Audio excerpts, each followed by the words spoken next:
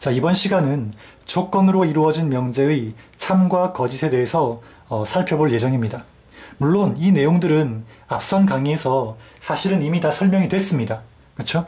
다시 한번 정리를 해보도록 하겠습니다. 일단 자, 조건 P와 Q가 있을 때 이런 조건이 가정 결론으로 연결되면, 즉 P이면 Q다, P이면 Q이다, 이렇게 연결이 되면, 자, 이 문장은 조건들로 이루어져 있지만 더 이상 조건이 아닌 명제가 된다고 앞선 시간에 배웠습니다. 그리고 명제니까 당연히 참 거짓을 구별할 수가 있겠죠. 그렇죠? 그럼 언제 참이 되고 언제 거짓이 되느냐? 각각의 진리집합을 조사해서, 그렇죠? 각각의 진리집합을 조사해서 그 진리집합 간의 포함관계를 보면 참이 되는지 거짓이 되는지 증명할 수 있다고 앞선 시간에 이미 다 설명을 했습니다. 즉 P가 Q의 부분집합이 된다면 그때는 P이면 Q이다는 참인 명제가 되고, P가 Q에 포함되지 않는다면, 즉 PQ가 이런 포함관계를 가지지 않는다면 이때는 P이면 Q라는 명제는 거짓인 명제가 된다고 앞선 시간에 배웠죠. 그렇죠? 여기서는 이 거짓인 명제에 대해서 조금 더 알아보고 이론 강의 마치도록 하겠습니다. 그리고 문제로 바로 넘어가도록 하겠습니다. 자, 무엇이냐면 P가 Q의 부분집합이 아니면 P이면 Q이다라는 명제는 거짓이라고 했는데, 자, 우리 이 부분을 벤 다이어그램으로 한번 나타내 봅시다. 과연 어떤 경우에 P가 Q의 부분집합이 되지 않을까? 자, 먼저 이런 경우 있겠죠.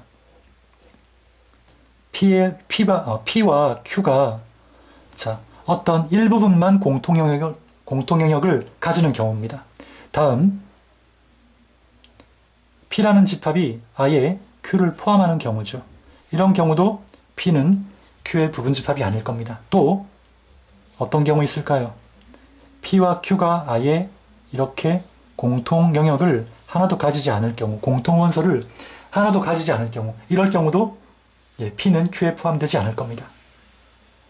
결국 P가 Q의 부분집합이 아닌 경우, 아니라는 말은 Q 바깥쪽 P의 원소가 존재한다는 의미가 되겠죠. 즉 Q 바깥쪽에 있는 이 P 집합의 원소가 하나라도 존재한다면, 즉 빗금친 영역에 P의 원소가 하나라도 존재한다면 P는 더 이상 Q의 부분집합이 되지 않겠죠. 그렇죠? 이럴 때 P는 Q의 부분집합이 아닌 게 되는 거고, P이면 Q이다라는 명제는 거짓인 명제가 되는 겁니다. 이걸 우리가 식으로 써본다면 이렇게 되겠죠.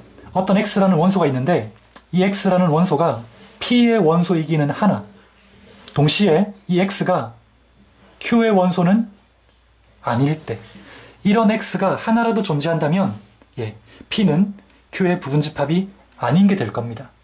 따라서 자, 이런 X가 존재한다는 걸 한 개라도 보여줄 수 있다면, 그쵸? 하나의 예만 들어서, 자, 이런 원소가 한 개라도 존재한다는 걸 예를 들어서 한 개라도 보여줄 수 있다면 그것은 바로 P가 Q의 부분집합이 아님을 증명하는 결과가 되겠죠. 그쵸?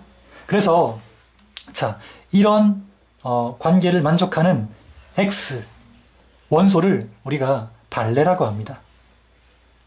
즉 이런 원소 한 개만 보여주어도 P가 Q의 부분집합이 아니라는 게 증명이 된다는 거죠. 그래서 P이면 Q이다가 거짓임을 증명할 때는 이렇게 발레를 이용한 방법을 우리가 많이 쓰고 있습니다. 실제 문제에서도 자, 발레를 이용해서 우리가 P이면 Q이다가 거짓임을 밝힌 경우가 아주 많습니다. 굉장히 파워풀하고 또 많이 쓰이는 경우니까 잘 기억해 두시기 바랍니다. 그러면 이론 강의는 여기서 마치고 이제 문제를 한번 풀어보도록 하겠습니다. 자, 문제 1번.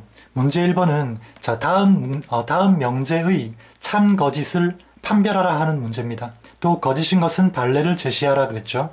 자, 1번, 2번, 3번, 4번은 다 조건들로 이루어진 명제, 즉 가정 결론으로 이루어진 명제라는 걸 아마 여러분들 확인하실 수 있을 겁니다. 자, 먼저 편의상 가정을 Q, 가정을 P, 그 다음에 결론을 Q라고 우리가 약속을 먼저 합시다. 자, 이렇게 해놓고 1번 문제 한번 보도록 하겠습니다. 1번 문제 어떻습니까? 자연수 xy에 대해서 x 플러스 y가 짝수이면 x 또는 y가 짝수이다 라고 했는데 가정의 진리집합을 먼저 구해보면 자, 어떻습니까?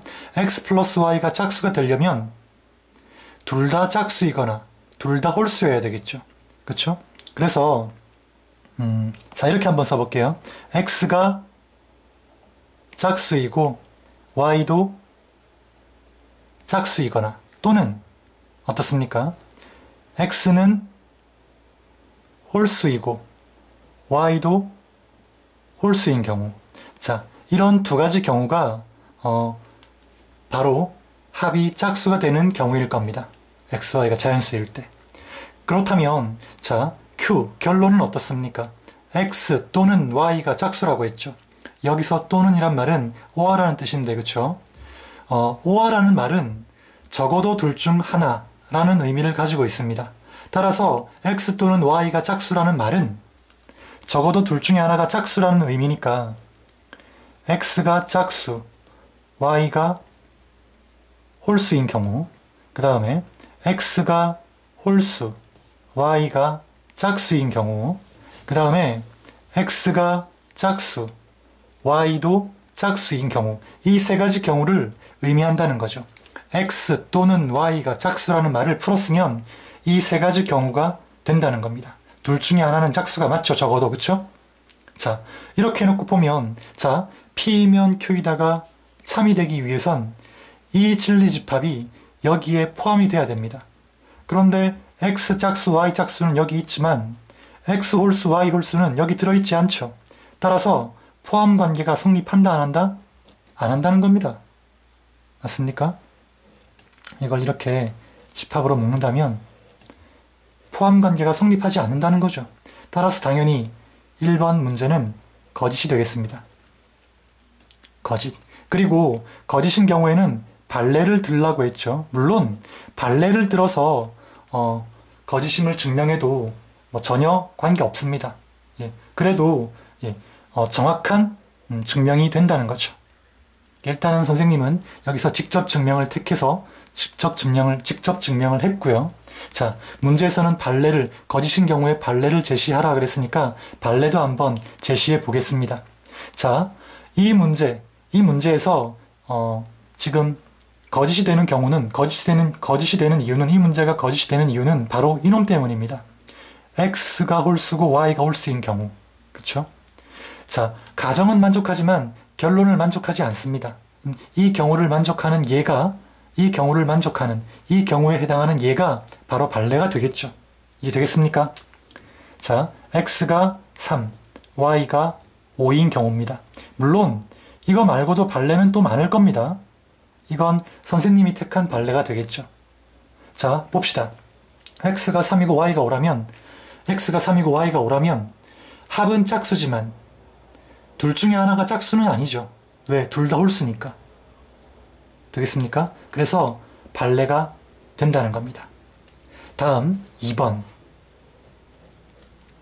자, 2번 문제 보면 가정은 어떻습니까? x = y = 0이니까 가정은 x도 0이고 y도 0이라는 의미입니다. 진리집합이. 맞습니까? x도 0, y도 0이라는 의미입니다. 다음 결론을 보면 어떻습니까? xy가 0이라고 했죠. 두 수 xy를 곱했더니 0이 나왔다는 말은 xy 중 적어도 둘 중에 하나는 0이라는 의미입니다. 따라서 x가 0, y가 0이 아니고, 자, 즉 x가 0, y가 0이 아닌 경우, 그 다음 x가 0이 아니고 y가 0인 경우, 그 다음 x가 0이고 y가 0인 경우, 이 세 가지를 의미한다는 거죠. 적어도 둘 중에 하나는 0이 맞죠. 그러니까 x, y의 곱은 다 0이 될 겁니다. 따라서 자, 아까도 얘기했듯이 x 또는 y가 0이다. 적어도 둘 중에 하나가 0이라는 의미를 가지고 있으니까 풀어 쓴다면 이렇게 될 겁니다. 자, 이 녀석이 여기 들어가 있죠. 포함되네. 따라서 2번은 참이 되겠습니다. 진리집합이 서로 포함관계를 가지죠. 즉 가정의 진리집합이 결론의 진리집합에 포함된다는 겁니다. 따라서 2번은 참이 되겠습니다. 다음 계속해서 3번 문제 풀어보도록 하겠습니다. 3번 보면 절대값이 있어서 왠지 문제가 좀 어렵게 느껴질 수 있을 건데, 자, 그래도 같이 한번 풀어보도록 합시다. 잘 따라온다면, 설명을 잘 따라온다면 그렇게 어렵진 않습니다. 3번 한번 보겠습니다. 먼저 가정에 있는 이 녀석을 한번 따져보겠습니다. x 플러스 y가 x 플러스 y의 절대값이 x 플러스 y보다 크다고 했습니다. 자, 지금 이 절대값 안에 있는 식이랑 우변에 있는 식이 같죠? 그래서 좀 더 편하게 여러분들이 보기 위해서 이 녀석을 한 문자로 치환을 해보겠습니다. 즉 x 플러스 y를 a라고 한번 생각을 해봅시다. 그럼 어떻게 되겠습니까? 절대값 a가 a보다 크다. 이렇게 되겠죠. 그럼 자, 얘는 과연 언제 만족되는 식일까요?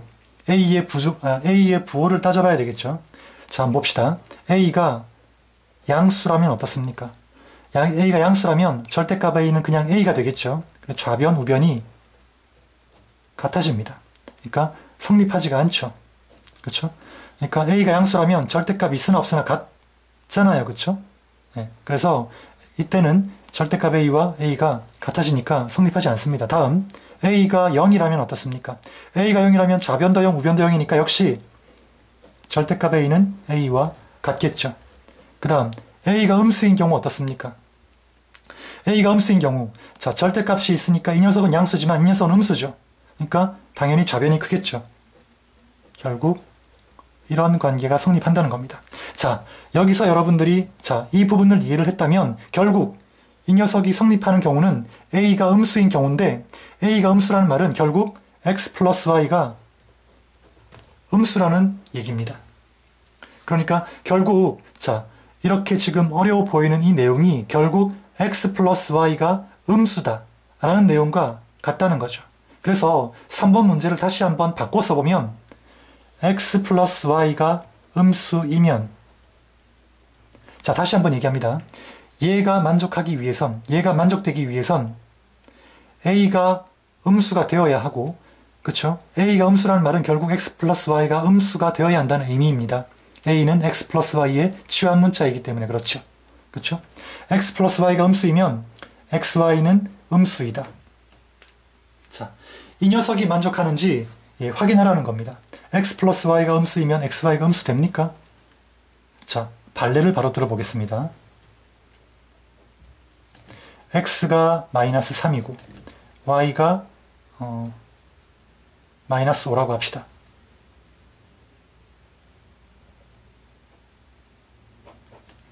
y가 마이너스 5라고 합시다. 어떻습니까? 합은 분명히 음수 맞죠? 하지만 곱은 양수가 됩니다. 이 식을 만족하지 않죠. 그렇죠? 이 명제를 만족하지 않습니다. 즉, P는 만족하지만 Q는 만족하지 않는다는 거죠. 이 얘가. 그래서 발레가 되는 겁니다. 따라서 이런 발레가 존재한다는 말은 결국 3번은 거짓이라는 의미가 되겠죠. 그렇죠? 다음 4번 문제 보도록 하겠습니다. 4번 보면 xy가 1이면 어떻습니까? x도 1, y도 1보다 크다 라는 겁니다. x도 1보다 크고 y도 1보다 크다. 자, 직접 증명이 어려워 보이죠? 이런 경우는 발레가 존재하는지부터 한번 따져보면 발레가 존재하는 경우가 많습니다. 자, 한번 볼게요. 직접 증명하기 상당히 까다롭습니다. 그럴 경우는 발레가 존재하는지 먼저 확인하라고 했죠. 자, xy가 1보다 크다고 했습니다. 그럼 당연히 x가 마이너스 3, y가 마이너스 4. 이렇게 xy가 둘 다 음수여도 어떻습니까? 당연히 곱은 1보다 큰 게 맞죠? 3, 4, 마이너스 3, 마이너스 4는 12가 될 테니까 만족합니다. 그러나 이 녀석은 만족하지 않죠. 둘 다 xy 둘 다 1보다 커야 한다고 했는데 둘 다 1보다 작습니다. 그렇죠? 그러니까 결국 x가 마이너스 3, y가 마이너스 1 경우에는 앞에 가정 만족하지만 뒤에 결론 만족하지 않는다는 거죠. 그러니까 발레에 해당한다는 겁니다. 이 명제에 발레에 해당한다는 겁니다. 따라서 발레가 존재한다는 말은 거짓이라는 의미니까 4번 역시 거짓이 되는 겁니다. 자, 1, 2, 3, 4번 처음 보는 학생들은 결코 쉽다고만은 할 수 없는 문제입니다. 네, 하지만 이런 문제들이 실제 뭐 내신이나 이런 모의고사나 이런 형태의 문제들이 나오고 있기 때문에 처음엔 어렵지만 자꾸 보면 익숙해지면 쉬워지거든요. 그러니까 익숙해질 때까지, 쉽게 느껴질 때까지 여러분들이 계속 반복을 해야 되는 거죠. 여러 문제집을 통해서 많은 문제들을 풀고 익숙해질 때까지 공부를 해야 되는 겁니다. 다음 문제 2번 계속 설명하도록 하겠습니다. 자, 문제 2번은 좀 쉽습니다. 두 조건 PQ가 있고 진리집합을 각각 대문자 P, 대문자 Q, 라지 P, 라지 Q라고 했습니다. 이때 조건으로 이루어진 명제 P이면 Q이다가 참이라고 했죠. 그럼 당연히 어떻습니까? P가 Q에 포함되어야 될 거고 이걸 벤 다이어그램으로 그려보면 이렇게 될 겁니다. 맞습니까? 자, 벤 다이어그램을 그린 이유는 보기에 보니까 어떻습니까? 진리집합 사이의 관계를 묻고 있죠. 그래서 자, 벤 다이어그램을 그려서 생각하면 편하기 때문에 선생님이 벤 다이어그램을 그렸습니다. 자, 1번 한번 볼까요? Q에서 P를 빼면 파입니까? Q에서 P를 빼면 파입니까? 아니죠. 여기 원소가 있을 수도 있죠. 그러니까 항상 참이라고 말할 수는 없습니다. 항상 옳다고 볼 수는 없습니다. 그렇죠? 여기 존재할 수도 있으니까. 1번 답이 안 되고요. 다음 2번 Q 교집합 P는 파이라고 했는데 Q 교집합 P는 P지 파이가 아니죠. 그렇죠? 다음 P 교집합 Q P 교집합 Q는 P 맞죠? 예. 따라서 답은 3번이네요. 4번, 5번 성립하지 않습니다. 직접 확인해 보시기 바랍니다. 자, 이렇게 해서 조건으로 이루어진 명제의 참거짓을 알아보는 자 문제 모두 마치겠습니다.